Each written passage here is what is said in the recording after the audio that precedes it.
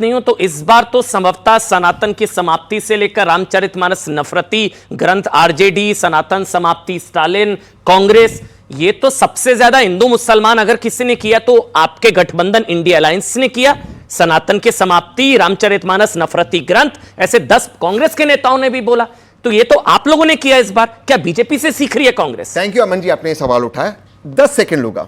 यहां पे भाटी साहब बैठे, संजय निषाद जी ने क्या कहा मेरे भगवान राम के पिताजी को? एक सेकंड सर, एक सेकंड, अभी मत रोकिए। कहा ही कहा, मैं तो सर एक मिनट मत रोकिए। तहसीन भाई उनसे सीख रहे हैं आप? नहीं, मैं सीख रहा हूं, बीजेपी से सीख रहे हैं। मैं उनसे बिल्कुल नहीं सीख रहा। मैं क्या कह रहा हूं आपको, अगर बीजेपी इतनी ही सच्ची हिंदू पार्टी होती है तो उससे अलायंस क्यों नहीं तोड़ा? मैं तो तहसीन भाई कह रहा हूं, आप कथित सांप्रदायिक कहते हैं ना, उसका जवाब प्रेम भाई देंगे। आप अपनी बात करिए ना, मैं आपकी बात कर रहा हूं, आप अपनी बात करिए। आपके अलायंस ने सनातन, मैं बोलूं, सनातन के समाप्ति की बात करी, सनातन के समूल नाश की बात करी, आपके इंडिया अलायंस के नेताओं ने नफरती ग्रंथ बताया, रामचरितमानस को नफरती ग्रंथ बताया।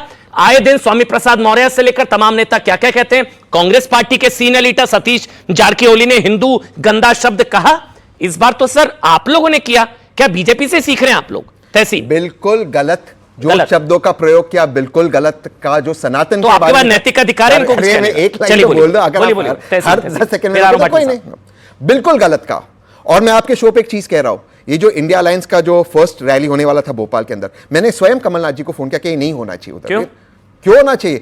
जो इस तरह की भाषा का प्रयोग किया गया गलत था और उसके लिए माफी मांगी। अलायंस में क्यों रखा हुआ है आपने? सर मतलब पूछूंगा ना सर, अगर आप उनके साथ मंच शेयर नहीं कर सकते, कोई बात नहीं, मैं चुप बैठ। तहसीन भाई उनके साथ एक मंच नहीं शेयर कर सकते, अलायंस में उनका रखा हुआ है। कोई इसका वो नेशनल अलायंस के लिए था, स्टेट इलेक्शन पे उसका गलत प्रभाव पड़ता। एक दूसरी बात मैं आपको क्लियर कह रहा हूं, कांग्रेस में और समाजवादी पार्टी में इतनी ह्यूमिलिटी है कि जो गलत है उसको गलत कहे, चाहे अखिलेश जी हो चाहे राहुल जी हो। सनातन को कला गलत का इनको कहा कि महेश शर्मा जी ने जो मां सीता के बारे में कहा गलत का नहीं कहेंगे। इनको कहो जो नरेश अग्रवाल सपा में थे जब भाजपा में क्या उन्होंने भगवान राम भगवान विष्णु के बारे में कहा नहीं। अभी भी ये संजय निषाद के साथ गठबंधन नहीं तोड़ेंगे।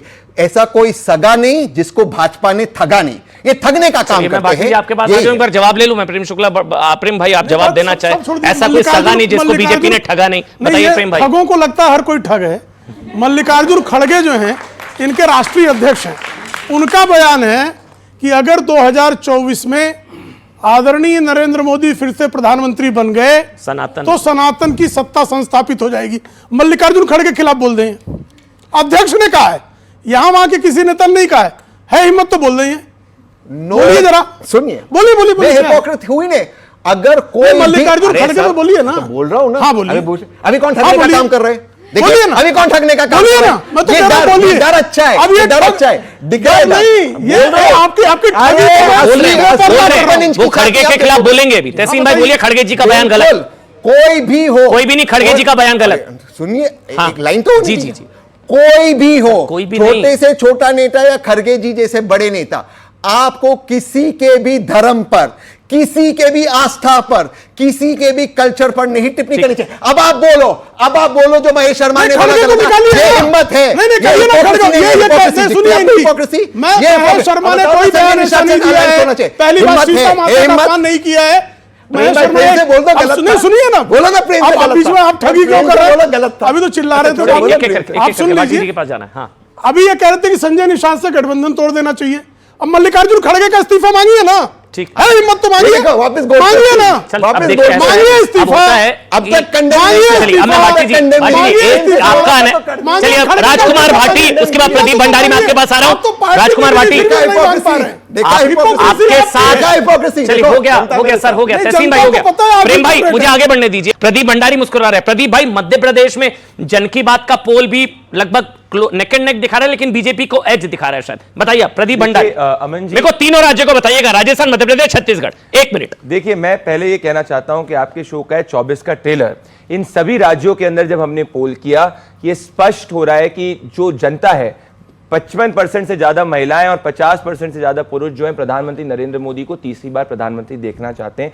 तो भले इसके कोई भी नतीजे आए, 24 के अंदर वोटर के मन में कोई कंफ्यूजन नहीं है। पीएम नरेंद्र मोदी तीसरी बार प्रधानमंत्री होंगे अगर आज की स्थिति आगे कंटिन्यू होती है। ये चुनाव भी तो ब्रांड मोदी पे ही लड़ा गया ना सर? बिल्कुल, पर उसमें स्थानीय मुद्दे भी इंपॉर्टेंट होते हैं। अब अगर मध्य प्रदेश की बात करूं अमन जी, तो 40 ऐसी सीटें हैं जिसकी मार्जिन बहुत क्लोज है। अगर उन 40 सीटों के अंदर भारतीय जनता पार्टी 50% से ज्यादा सीटें जीत जाती है तो 115 के आंकड़े को क्रॉस कर देगी। अगर वो 80% से ज्यादा सीटें जीत लेती है तो 130 तक पहुंच सकती है। तो 40 क्लोज मार्जिन सीटों के अंदर क्या महिला वोट इनफ बीजेपी पोल कर पाती है, वो डिसाइड करेगा बीजेपी कितना आगे निकल सकती है। अगर मैं बात करूं राजस्थान की, उसकी वर्डिक्ट बिल्कुल स्पष्ट है।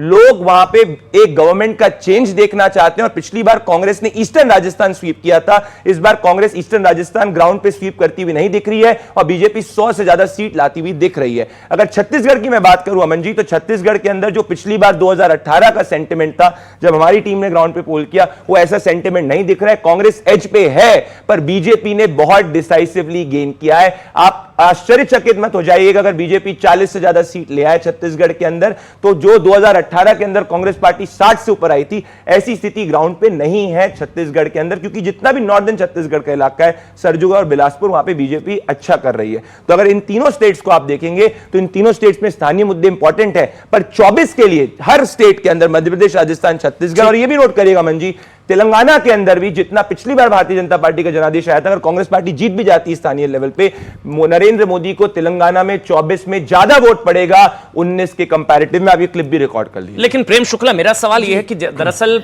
ये जो एक ऑपोजिशन का प्लैंक बन चुका है, उसका फायदा ऑपोजिशन को हो रहा है। किस लिहाज से हो रहा है? जैसे कर्नाटक के दौरान भी पहले पोलराइज करने की कोशिश हुई, उसका कर्नाटक में फायदा हुआ। सारे एनालिस्ट ने बताया कि एक मुश्त वोट पड़ा है एक वर्ग का, पूरी तरीके से पोलराइज हुआ। इन चुनावों में भी क्या उसका फायदा होगा? क्योंकि बहुत कोशिश की गई, सारे इंडिया अलायंस, किसी इंडिया अलायंस के नेता ने स्टालिन के विरोध में नहीं बोला, कांग्रेस के नेताओं ने सपोर्ट किया, तो उसका फायदा तो हो रहा है ऑपोजिशन को, कांग्रेस को। तेलंगाना में भी संभवतः हो रहा है, कर्नाटक वाला फॉर्मूला यहां पर भी चलता नजर आ रहा है, और शायद बाकी राज्यों में। यह आपको पता है कि हिंदी बेल्ट में उल्टा नुकसान होगा इसका? प्रेम शुक्ला, देखिए, पिछली बार आपको ध्यान होगा यही आदरणीय कमलनाथ थे जो मुसलमानों के बीच जाके कह रहे थे कि सारे मुसलमानों ने कांग्रेस को वोट देना चाहिए था। इस बार मुसलमान छोड़ के जय हनुमान कर रहे थे वो, तो अंतर आया कि नहीं आया? नहीं, वो तो है ही हनुमान भक्त, उन्होंने तो मंदिर बनाया हनुमान जी का, इतना नहीं, मंदिर तो पहले भी बनाया था। नहीं, मंदिर पहले भी बनाया था, 2018 के पहले मंदिर बनाया था, लेकिन मुसलमान सारे हमको वोट दें तब जय हनुमान नहीं कर रहे थे। 2018 के चुनाव में श्रीमान कमलनाथ का जय हनुमान वाला एक बयान कोई दिखा दे मुझे। लेकिन 2023 में जय हनुमान कर रहे थे। क्यों कर रहे थे? वो अकेले थोड़ी ना कर रहे थे, उन्होंने गदा चौक, वो चौक पे इतना बड़ा गदा रखा था। 2019 वाड्रा जी भी वहां पर आई थी। 2019 के बाद प्रियंका वाड्रा भी, राहुल गांधी जी भी मंदिर लेके, सारा जो जितना भी पाखंड किया जा सकता है, ये पाखंड कैसे आप करें तो वो नहीं, वो करे तो पाखंड। हमारे नेताओं का अंतर देखिए, आदरणीय नरेंद्र मोदी चुनाव हो ना हो मंदिरों में जाते हैं, आदरणीय अमित शाह जी किसी भी दौरे पर जाएं वहां स्थानीय मंदिर में हमेशा जाते हैं, जगत प्रकाश नड्डा जी हमारे राष्ट्रीय अध्यक्ष हैं, किसी भी कार्यक्रम में आप उनका कार्यक्रम उठा के देख लीजिए, हमेशा मंदिर जाते हैं। राहुल गांधी, प्रियंका वाड्रा और सब छोड़ दीजिए, श्रीमती सोनिया गांधी 2002 के बाद किस मंदिर गई हैं? तो क्या ये मध्य प्रदेश की जनता ने समझ लिया? मैं ये सवाल पूछना चाहता हूं, मध्य प्रदेश की जनता समझ रही है, पूरे देश की जनता समझ रही है कि ये तेलंगाना में तो मुसलमानों के लिए अलग से बात करेंगे, कर्नाटक में मुसलमानों के लिए अलग से बात करेंगे, केरल में अलग से बात करेंगे, लेकिन जैसे ही हिंदी बेल्ट में आएंगे वैसे ही इनके सुर बदल जाते हैं। तो क्या अब पहले वाला जमाना तो रहा नहीं। आज आप जो केरल में बात करते हैं उस बात को कश्मीर का व्यक्ति भी सुनता है। आज कश्मीर में जो बात करते हैं वो जो है तमिलनाडु का व्यक्ति भी सुनता है। इसलिए जो है रेवंत रेड्डी जो है वो गाय की पूजा करके वोट डालने जाते हैं। अभी जाते हैं ना, लेकिन जो है श्रीमान राहुल गांधी गौ कसी करने वाले को जो है गले लगाते हैं। और श्रीमान संजय निरुपम, इनके जो बड़े नेता थे, वो मुंबई में जब वहां गौ मांस प्रतिबंधित किया जाता है, बीफ फेस्टिवल करते हैं। बीफ फेस्टिवल, कल्पना करेंगे आप? संजय निरुपम बीफ फेस्टिवल का ऐलान उन्होंने 2016 में किया था। आप गूगल कर लीजिए, भी मिल जाएगा आपको। ये कांग्रेस के नेता संजय निरुपम, और बीफ फेस्टिवल करते हैं। कहां, किस लिए करते हैं?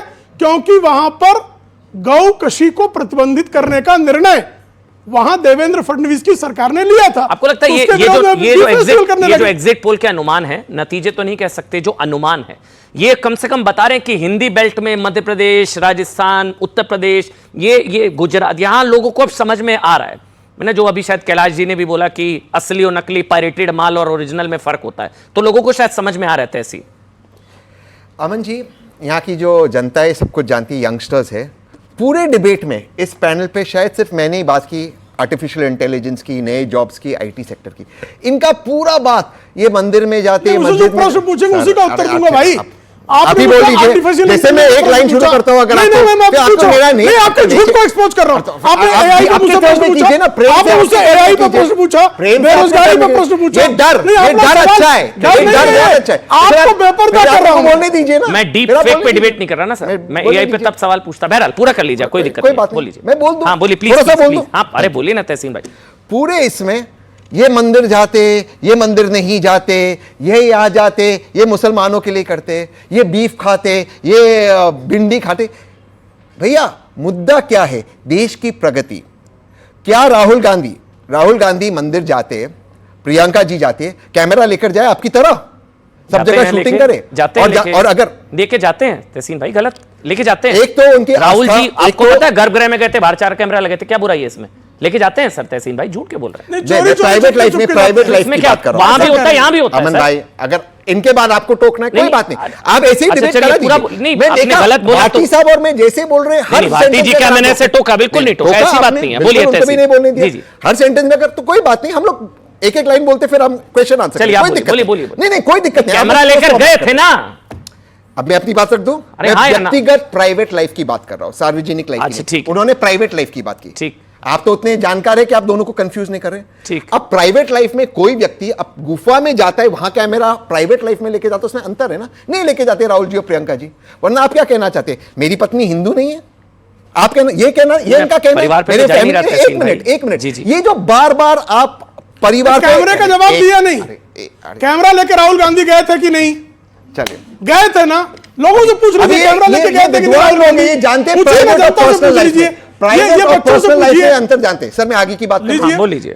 सारा डिबेट बीफ, मंदिर, मस्जिद, इस पे, क्योंकि क्या है, विकास की बात नहीं करना है, नौकरियों की बात नहीं करना है, एआई में 3rd जनरेशन। आप सोचिए देश का दुर्भाग्य है कि जो हमारे प्रधानमंत्री जब डीप फेक की बात करते हैं, जो एक बहुत सीरियस गंभीर मुद्दा है, डीप फेक क्या है उनको ये नहीं पता है, वो एक डुप्लीकेट को डीप फेक बता देते। ये देश का दुर्भाग्य है, क्योंकि जो अगले जॉब्स है वेब 3.0 और वेब 3.0 से आने वाले, एआई से आने वाले, क्वांटम से आने वाले, इनको पूछिए एआई की इनके पास कोई जानकारी है, इसका कोई टेक्नोलॉजी है, इसके बारे में उन्होंने कोई बात किया है? कोई बातचीत नहीं। ये आपको भटकाना चाहती। दूसरी बात, मेरी गलती है, मैं मिस कर गया। कांग्रेस के नेताओं ने एआई का मुद्दा उठाया था रैली में, बिल्कुल उठा था। एआई का मुद्दा उठाया कांग्रेस के नेताओं ने, एआई आर्टिफिशियल इंटेलिजेंस, और एआई के मुद्दे पर चुनाव लड़े थे कमलनाथ जी। सर एक मिनट मैं भी बात, सर मैं शुरुआती बयान में क्या और अब भी कह रहा हूं, मैंने ट्वीट भी किया है कि अगर कांग्रेस की सरकार मध्य प्रदेश में आती, आईटी मिनिस्ट्री में एआई का एक सेपरेट मिनिस्ट्री बनाएगी। ये बात मैंने शुरुआत में किया था, कमलनाथ ने किया है, रेवंत रेड्डी आईटी की बात करता है। इनका क्या है एजेंडा, इनका उनके पार्टनर का? हम, आप सुनिए इसको, हम आईटी सेल स्पेशली, हम आईटी पार्क स्पेशली मुसलमानों के लिए बनाएंगे। ये संभव है? ये संभव है? ये और बीआरएस मिलकर ये सब करते हैं। ये पोलराइजेशन से बीआरएस का साथ आपका निकाह हुआ है, बीआरएस के साथ आपका निकाह हुआ है, हमने नहीं लिया, आपका निकाह हुआ है बीआरएस के साथ। इसलिए आप लोग, आपका मतलब निकाह तलाक आपका होता है जी, इसलिए आप लोग बीआरएस ओवैसी ये मुस्लिम आईटी पार्क तो बीआरएस का था ना, दो पहलू है, पोलराइजेशन करते हैं ताकि, अब आप बताइए, आप सब यहां पर विद्वान लोग हैं, क्या एक आईटी सेल सिर्फ मुसलमान के लिए बन सकता है? आईटी पार्क हिंदुओं के लिए बन सकता है? इनका आईटी सेल मन में आ गया, बन सकता है आईटी पार्क। ये इस तरह की बातें करते हैं, ये पोलराइजेशन। बीआरएस क्यों नहीं लिया? आपका साथी एक्शन क्यों नहीं लिया? अच्छा, कितने एफआईआर किए, क्या नशा करके ओएसी पर? अच्छा क्या, अरे एक मिनट